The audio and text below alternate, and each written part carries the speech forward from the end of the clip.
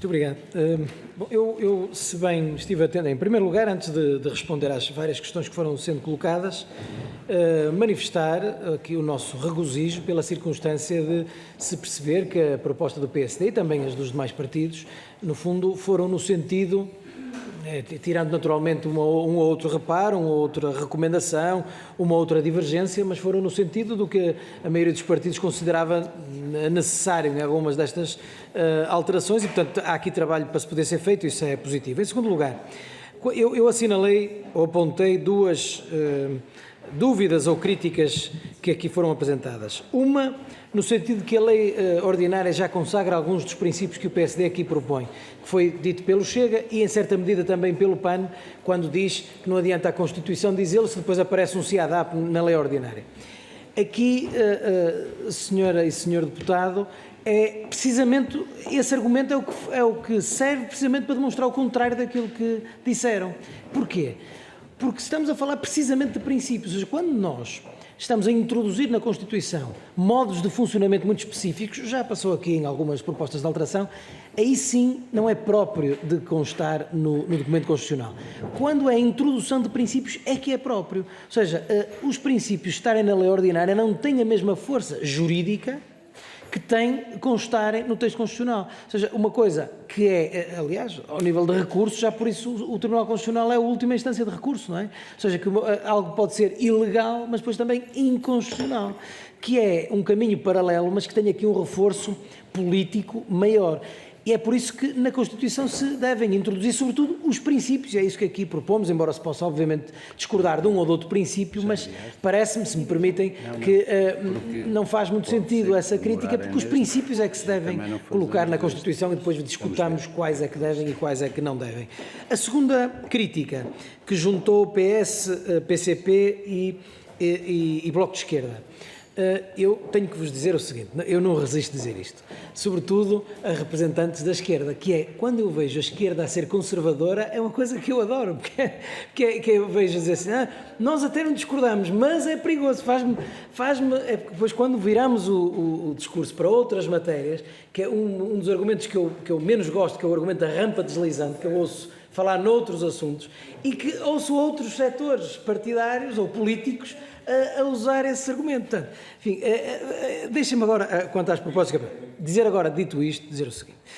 É evidente que a questão da proteção e da privacidade dos dados dos cidadãos, que disse a deputada Paula Santos e a deputada Catarina Martins, é uma questão obviamente importante e relevante. Óbvio.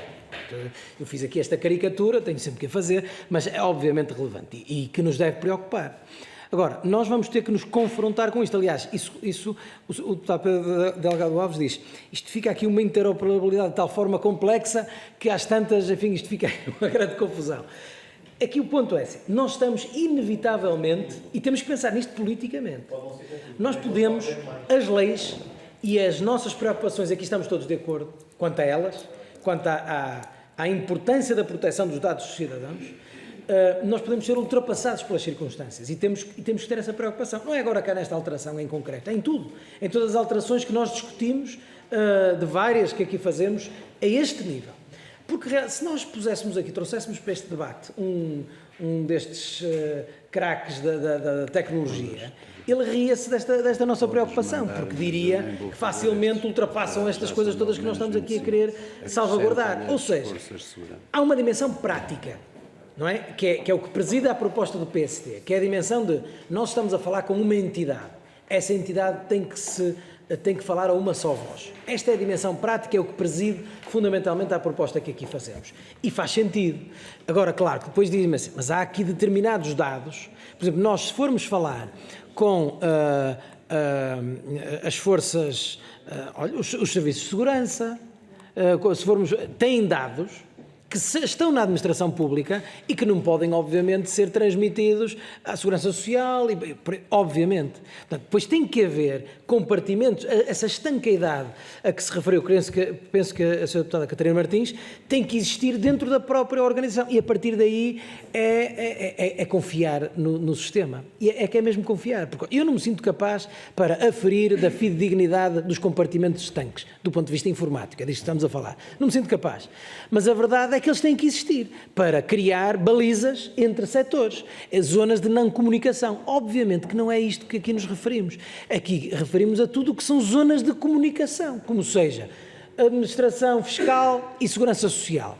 Por exemplo, duas zonas que não têm vasos comunicantes hoje em dia e que têm que ter, ou seja, o anacronismo do Estado que recebemos, que de alguma forma foi criado para garantir estes direitos e, portanto, bem, mas criou esta coisa que o cidadão tem dificuldade em compreender, que é ter que ir perguntar às finanças, ter que ir perguntar à segurança social e elas às vezes estão em desacordo uma com a outra e a entidade é a mesma.